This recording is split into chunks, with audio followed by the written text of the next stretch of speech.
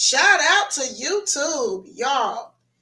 We only got one story to talk about today, being that we are, in fact, based in Georgia.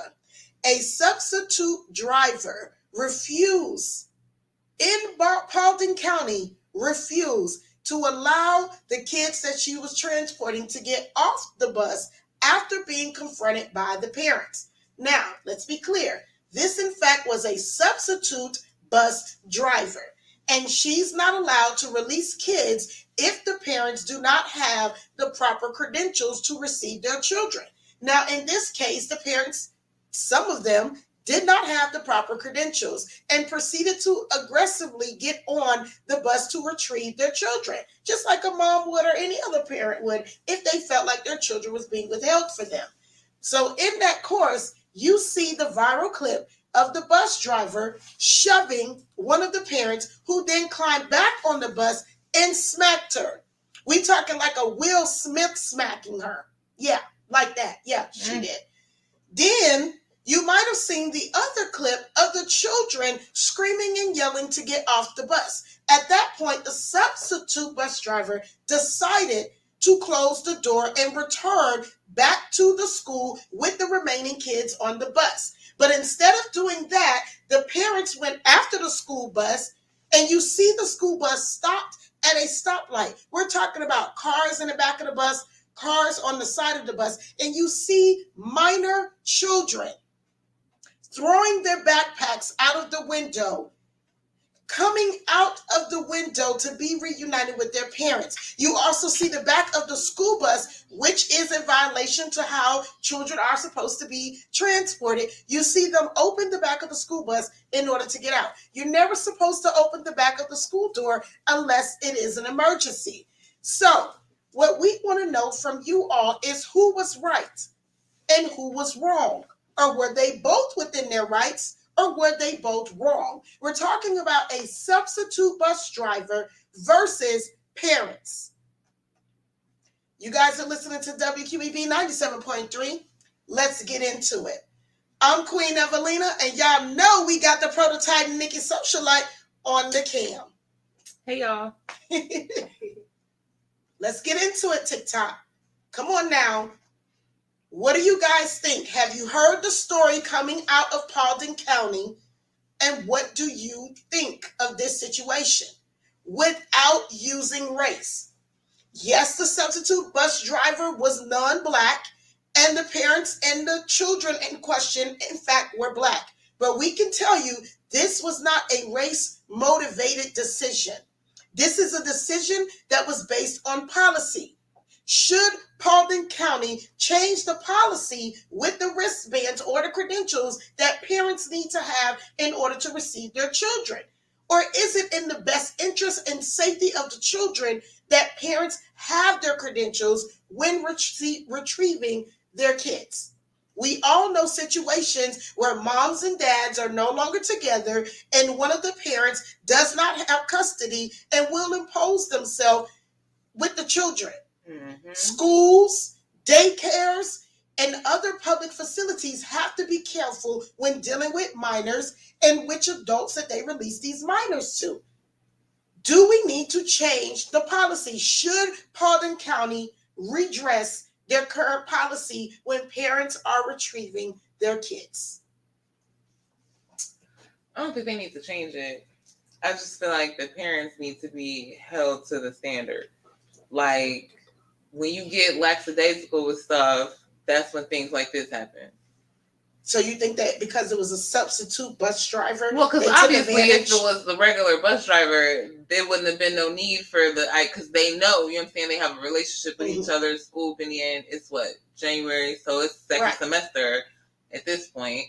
Yeah, they know each other. The regular bus driver and the parents, they know each other. Right. So yeah, by it being a substitute and by them not the regular bus driver not making them have their IDs all the time, because that's how it's supposed to go. Right. Like, I mean, if you go, there's plenty of daycares I've been to, like picking my kids up, and I mean, just because once they got old enough, they was walking and stuff, but you know, you have to show something. Like if that's the what's the word I'm looking for?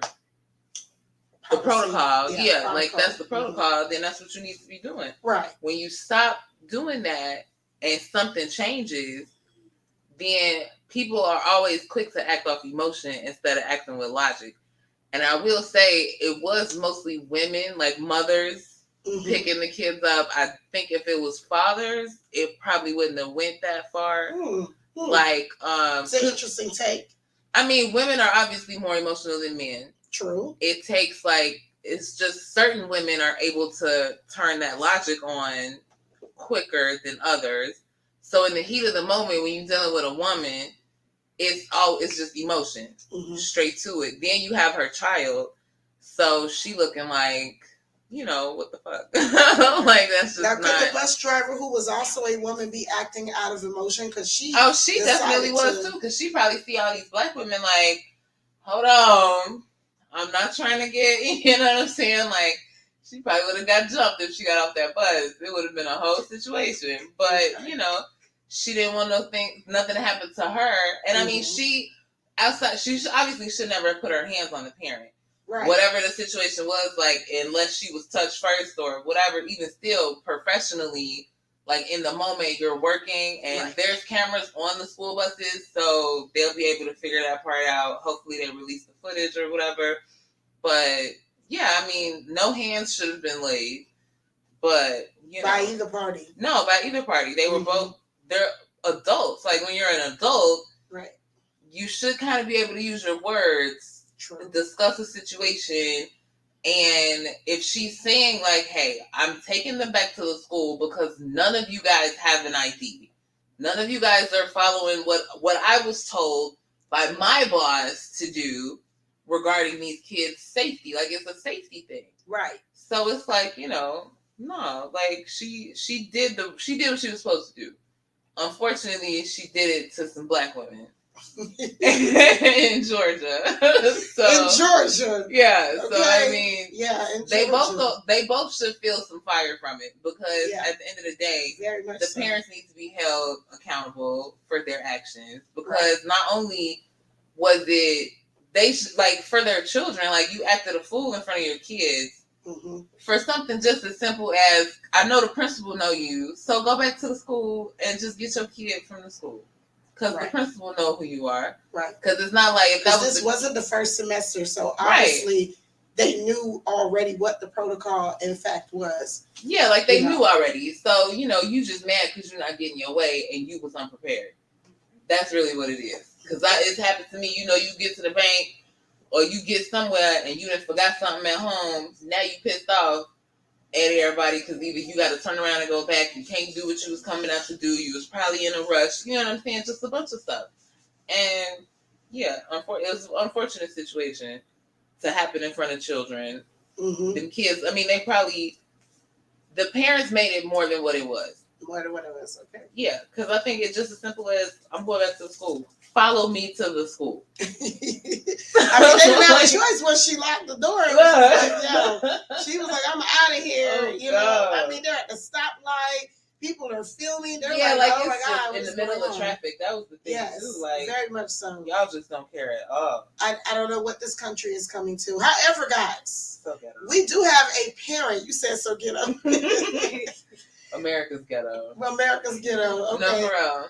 We do have a parent in the building today, guys. Our special guest for the evening goes by Coach Shaky.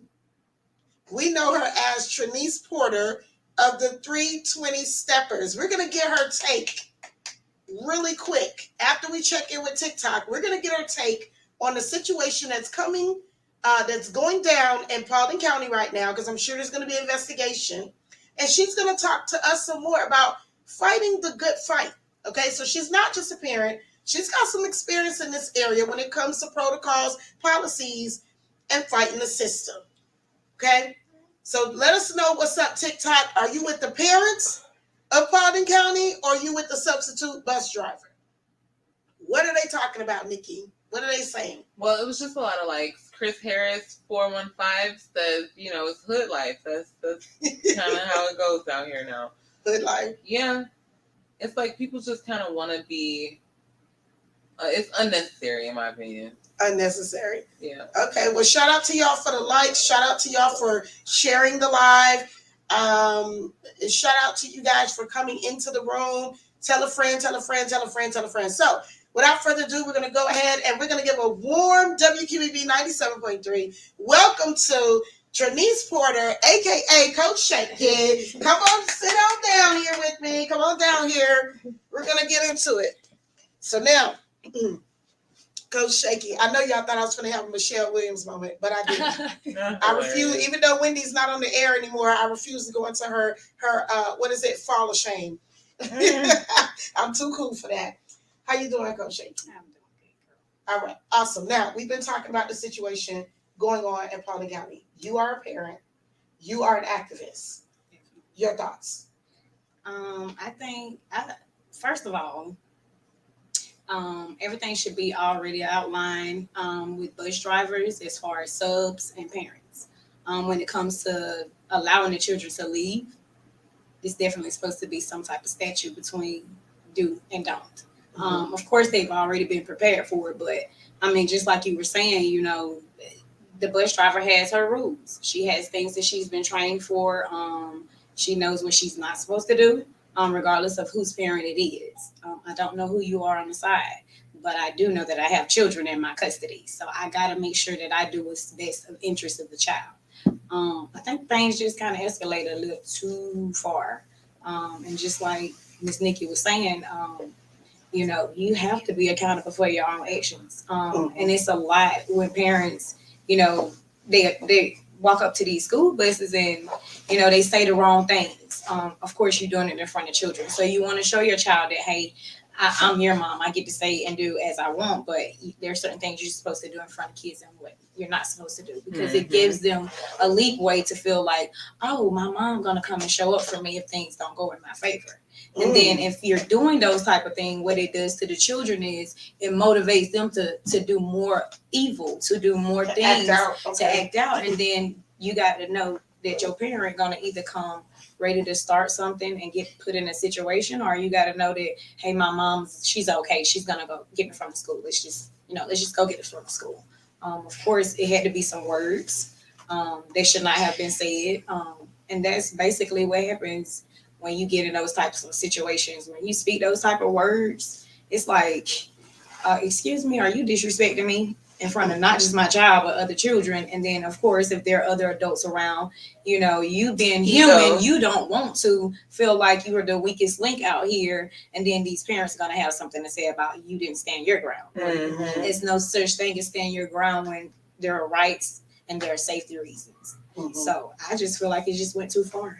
Okay. Sounds to me like Paulding County could use you as a consultant. I just think they went too far. They went too far. Awesome. And then, of course, this is also a reflection on our community. How do you think this will bounce back to the Black community? How do you think the powers that be may use this?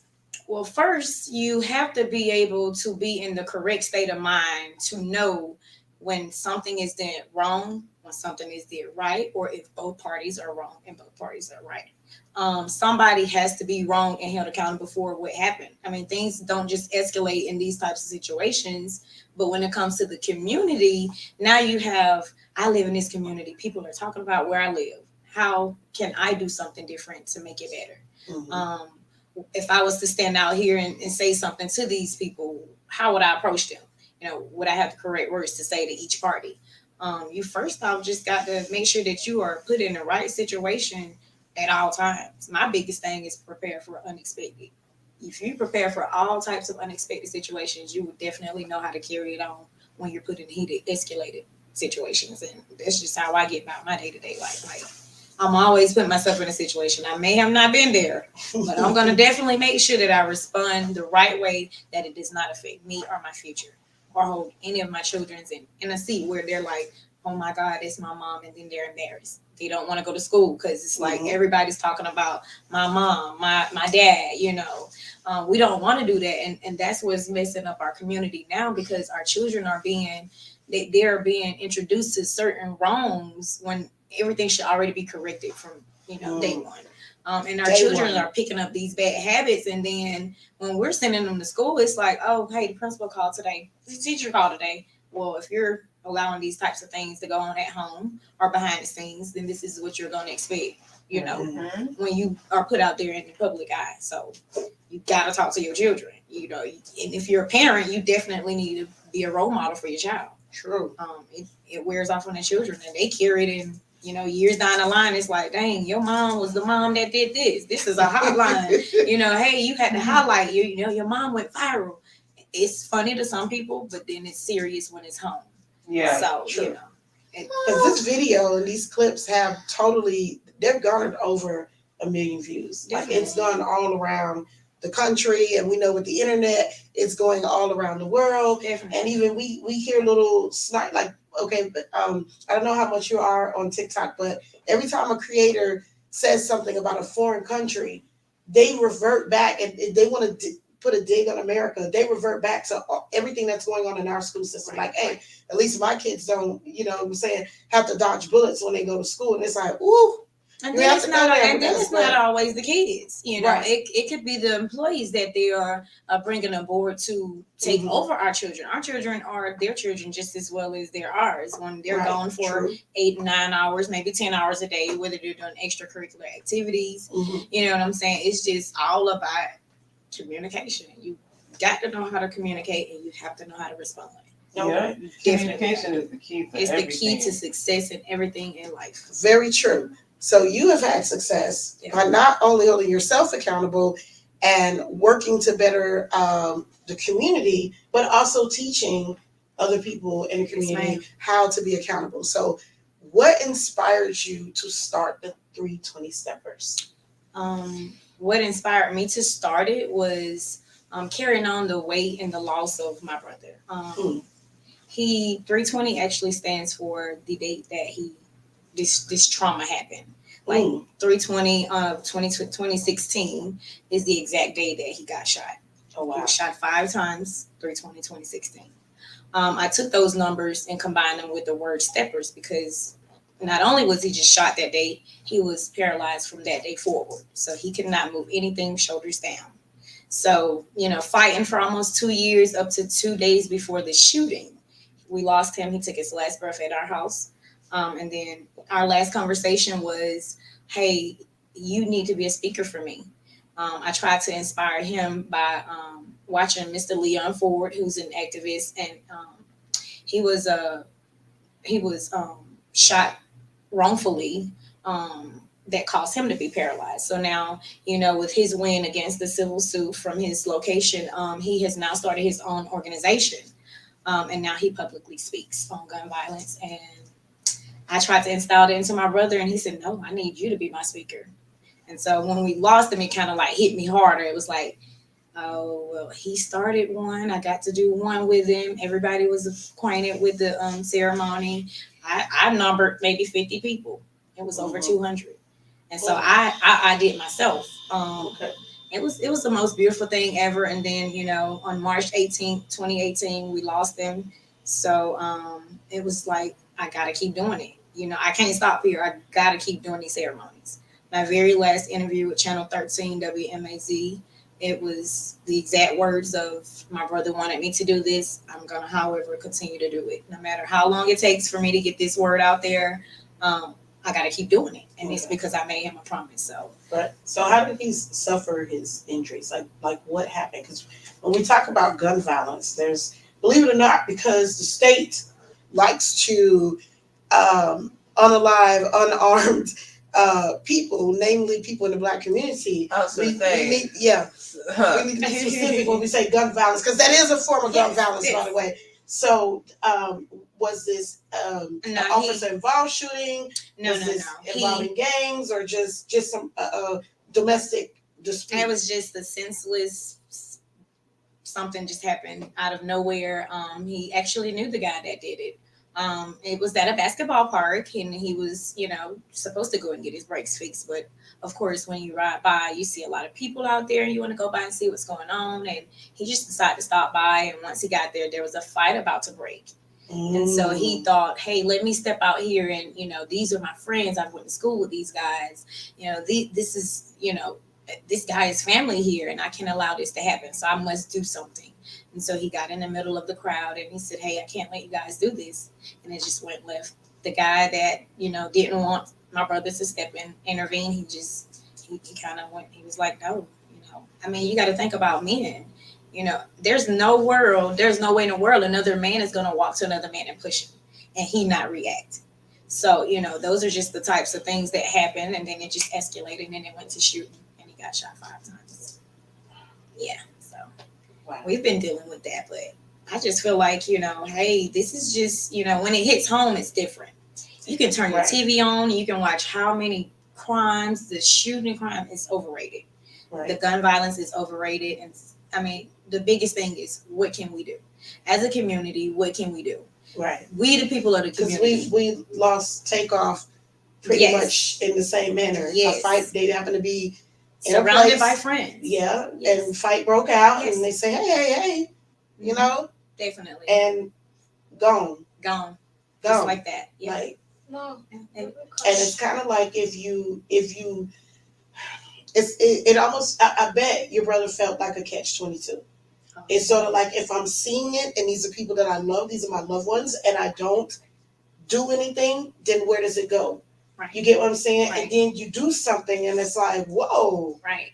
Okay, I really wasn't expecting this, but it's like, this is, where we are right now. I mean, you just had a 6-year-old get access to a handgun and shoot their teacher. So it's like, where are they getting these weapons from? Yeah, where are they taking them from? I mean, who's supervising them?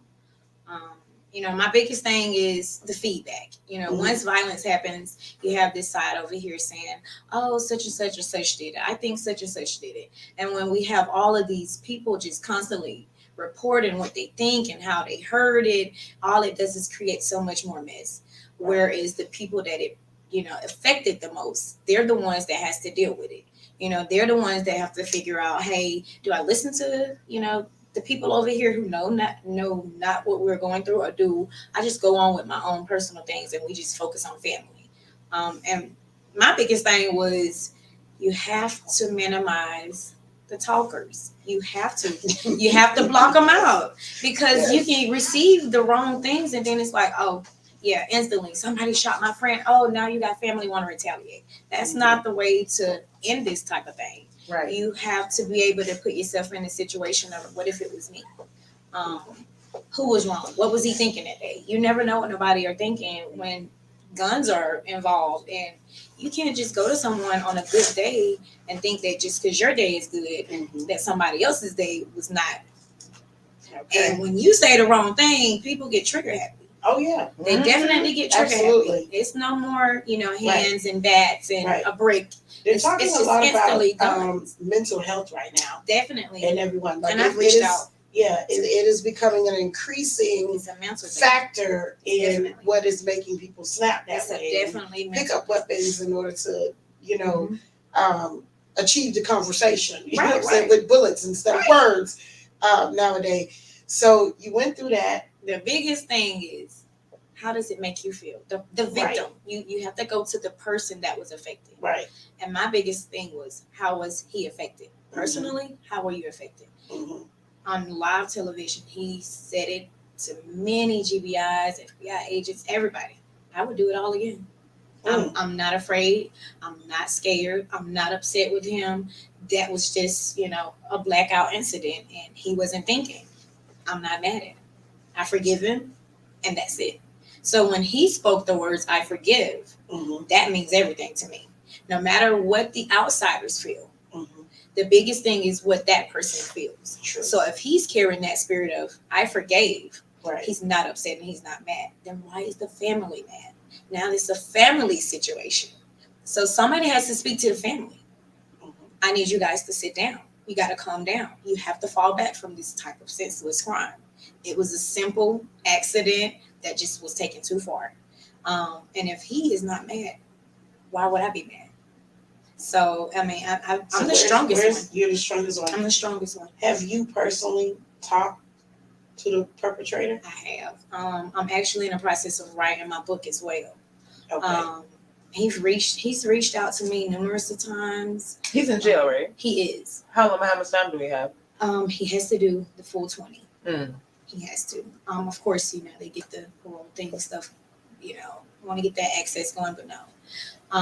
He has to do the 20. So, me being the strongest of the firstborn, the only daughter, the first everything, I had to put my foot down.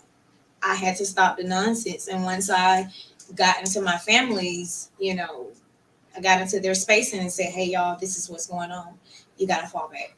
Everybody's asking me now. I'm the bad guy. Why aren't you mad? You're walking around here and you're acting like nothing's happened, and you're just gracefully just walking around with your head so high, like, your brother is not in a situation. And I'm like, hey, he's not mad about it.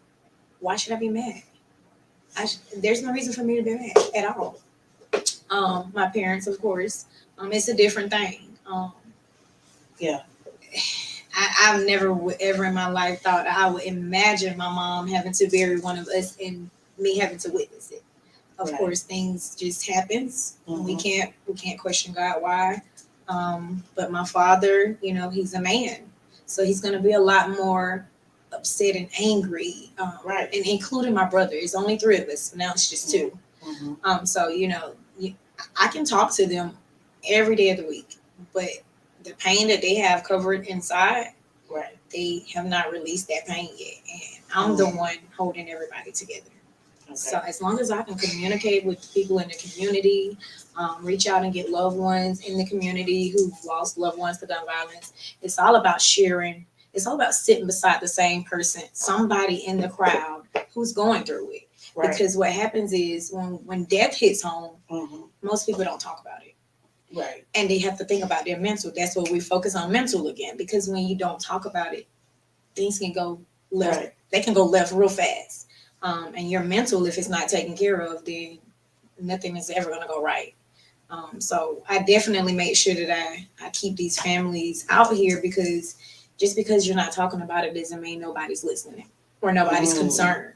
So if you speak on it, it kind of relieves you. It kind of prepares you that things like this does happen, and I cannot do anything about it. However, I got other people I got to take care of. I got to live my day-to-day life. But if I don't take care of me, who's going to do it? That's very true. You got to put yourself first. Yeah, and I need to just take a moment, because I could just imagine what that's like you say, being a mom and having to bury your child, and for him to have survived it and then succumb, be able to talk about it, react to it, and all of that. And it's like at that moment, though he was like paralyzed, right? You have you have some sort of solace, and then in that comfort in that, and then it's like, okay, wait, it's almost like he got hit twice, right? You know what I mean? Definitely. Yes, so I physically and mentally, and it was unbearable watching him those 2 years. Like I said, he was strong. He was picking up movements in his arms slowly, but just to see him doing it, and he actually gets to see his body moving, and he's not understanding why I can't do these things. It was like, hey, you just got to keep going. We reached out to Miss Stephanie Freeman, who's a brain injury survivor herself.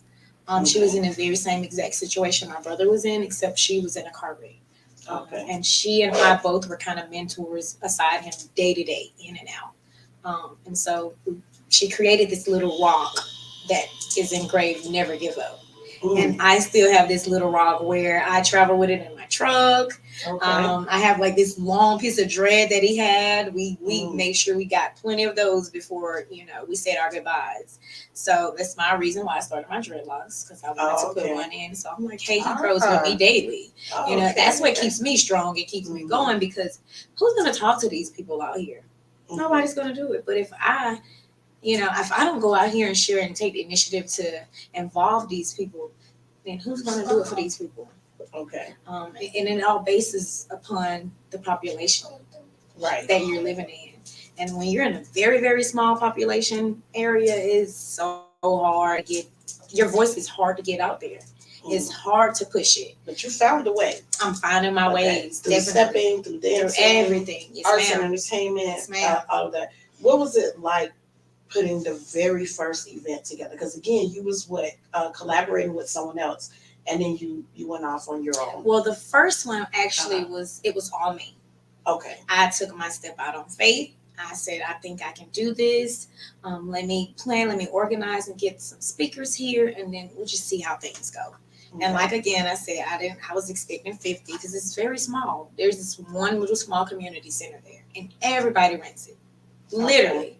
I just felt like I could pull it off, and when you speak it in off your tongue, you speak it into existence, and things work out in your favor most times. Okay. So I tried it on my own. It was a lot emotion. My very first one was more emotional than any because he was so sick that day. He was very sick. However, we got to meet two other families there, one of the mom was an evangelist, and the other mom, she was just a regular employee at another job, and they delivered some powerful words to the audience that if you were not crying there, you had no feelings at all for nothing that was going on. And these moms was their first time speaking about it. I love the fact that I can get in touch with moms or relatives who have not spoken about anything. They just bury them and go home. People come in, they leave you, and then when the funeral and burial is over with, you're there alone again. So there it jumps back to mental, and it was beautiful. It was so beautiful to hear these people speak their very first time, relieve someone that was crying and tears, and they held back for so long. Right. They held back for so long, and then to be a part of it, it's like, okay, I can get up here and do it. She just did it. Right. Let me go up here and do it. I've never spoken. I got to share with everybody how I feel, and that's one of my biggest reasons why I serve the purpose of putting them together, because I focus more on people's mental when they lose loved ones to this type of situation, and no matter if they were right or wrong, it's all about the people who has to go day to day with this situation. And because there's more than one victim, and sometimes people don't get that. You have the families, the friends, and all of that. It's they all are dealing with it. Right. And when they do it, it's beautiful. You cannot not attend them and not cry. Yeah. It's the most beautiful thing ever in the world. Like, and it's in my mind, I'm like, oh my God, I put this together.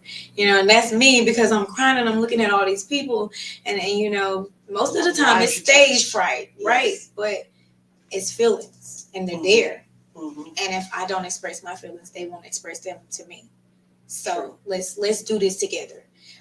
Let me reach out to y'all. Let me bring y'all some love and comfort here, because this is where you want to be when you're going through this. And it don't have to be just your family. It could be somebody else's 3 states over. I want to be there to make sure that they know how to, get themselves together. Go out there and look like somebody when you go out there, because the public eye are looking for you in the public just to say the exact words that you hear every day.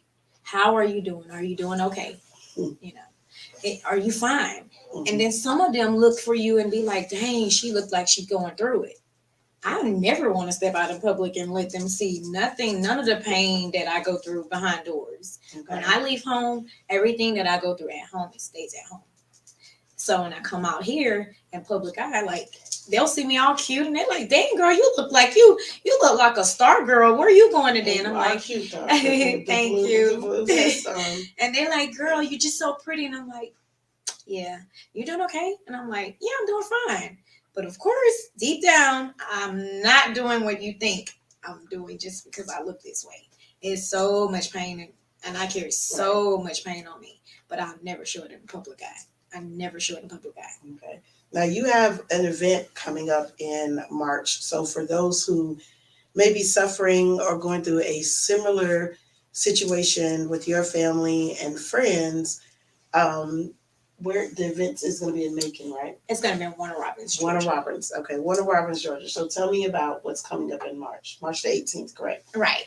Okay, so this year actually marks the 5th year of his passing. Okay. Which gives me the momentum to level up a lot more than where I was when I first started off. I wanted to kind of dedicate this year to mental wellness. I feel like my focus this year is definitely based upon mental.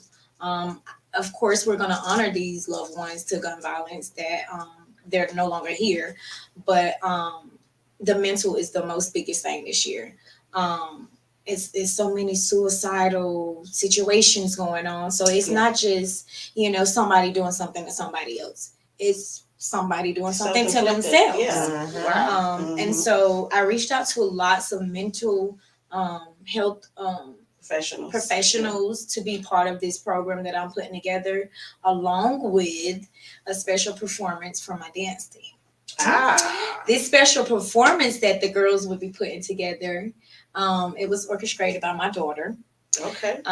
However, I started it 6 years ago. I started it 6 years ago. I did not finish it because my brother, we set our gun violence ceremony for the 24th, March 24th. But unfortunately, he died on March the 18th. So that canceled out. He gave me an assignment. He said, hey, for this next coming violence ceremony, you get a dance team out here. So I went in the community and gathered up girls, started practicing with them. And then I had to deliver the message on that Sunday. Hey, I just lost my brother. We won't be doing it. And it hurt the girls more than it hurt me to have to deliver the message. So this year is going to be a special performance by them, and it's going to be this very same exact performance that I started on, and my daughter's finishing it up for me. So it's circle. It's real deep.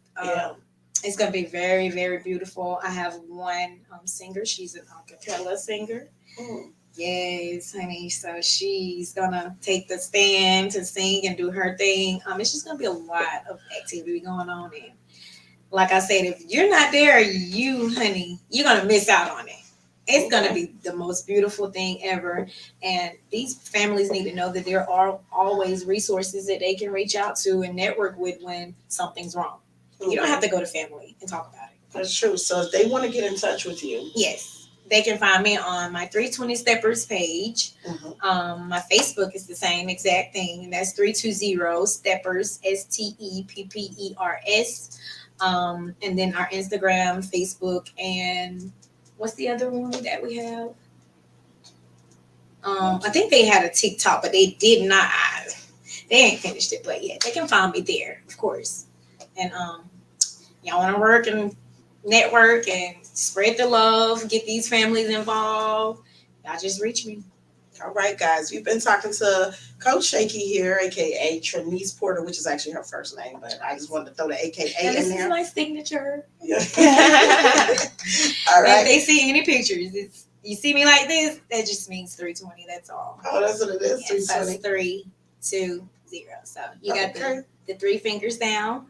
They got the 2 fingers up, and then it's the 0 here. Oh, listen. Oh, yeah. Okay. And I thought that was the bunny, but okay. No, yeah, I thought it was just a little bit time, but 3, 2, 0. 3, 2, 0. Okay. 3, 2, 0. Okay. That's cute. Well, I'm Queen Evelina, and we have Nikki Socialite on the camera here. You've been listening to WQEB 97.3. I do want to say, though, real quick, because Chris Harris had a few comments. We rocking with you, Chris. We okay. In there. We're going to run it back for Chris. Just for Chris, because he was really complimenting her, saying somebody needed to stay strong and stand up for the family. Definitely. And, I thought it was something else.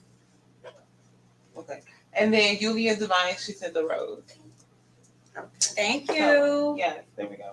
Thank you, TikTok. Thank you, YouTube. All right, guys, we're going to be coming back next Monday, 6 p.m. You're going to hear some more from Coach Shaky because we will be on the ground at the next event, the next 320 event for the celebration, because I heard there's like a balloon release and everything. Oh yeah, y'all already know I love balloons. Come out there. I don't like when they pop, but I do like balloons, so I already got a vision in my mind of what this is gonna be. Well, if y'all catch my last clip, honey, the balloon release, it was tears. Amazing. Okay. Magnificent. Come out there and represent y'all families, to loved ones, and friends, your social friends, all of that good stuff, y'all. If y'all know somebody who's lost their lives to gun violence or may have been a victim to gun violence, come out there and let those balloons go, because they're gonna reach the stars. They truly will. WQEB 97.3. We out.